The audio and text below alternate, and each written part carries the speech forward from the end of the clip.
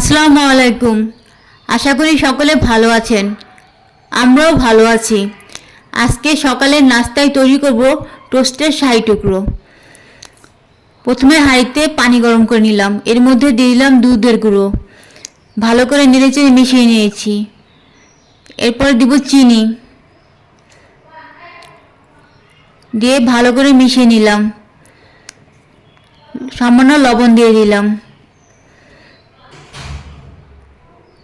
দুটি তেজপাতা, দারচিনি, এলাচ দিয়ে ভালো করে নেড়েচেড়ে মিশিয়ে নিলাম। দুধটা ভালো করে বলক এসে গেলে এর মধ্যে দিয়ে দিব টোস্টের টুকরাগুলো। আমি এখানে চিনি ছাড়া টোস্ট নিয়ে নিয়েছি। তৈরি হয়ে গেল টোস্টের শাহী টুকরো। এখানে আমি একটি মগে পেঁয়াজ কুচি, কাঁচামরিচ কুচি, টমেটো কুচি কেটে নিয়েছি। সাথে এখন 3টি ডিম ভেঙে নিব।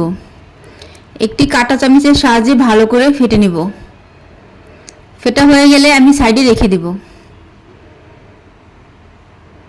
আজকে আমি পাউরুটি দিয়ে অন্যরকমভাবে স্যান্ডউইচ তৈরি করব। এখানে চাপিং বোর্ডের উপর 4 পিস পাউরুটি নিয়ে নিয়েছি। একটি গ্লাসের সাহায্যে গোল করে কেটে নিয়েছি। কাটা টুকরোগুলো সাইডে রেখে দিয়েছি। কড়াইতে সামান্য তেল দিয়ে পাউরুটি দিয়ে দিলাম। সেন্টারে দিয়ে দিলাম ডিমের বাটারটা। কেটে রাখা টুকরো মাঝখানে সেন্টারে বসিয়ে দিলাম। আমি লো আঁচে পাউরুটিটা ভেজে নেব। তৈরি হয়ে গেছে আজকে সকালের নাস্তা। এখানে নাস্তায় নিয়ে নিয়েছি টোস্টের শাহী টুকরো, স্যান্ডউইচ আর কিছু ফল কেটে নিয়েছি। ফলগুলোর মধ্যে আম, মালটা আর আপেল। এখন আমের সিজন, সবার বাসায় আম থাকে, সেজন্য সকালে বাচ্চাদের জন্য একটু ম্যাঙ্গো জুস করে নিলাম।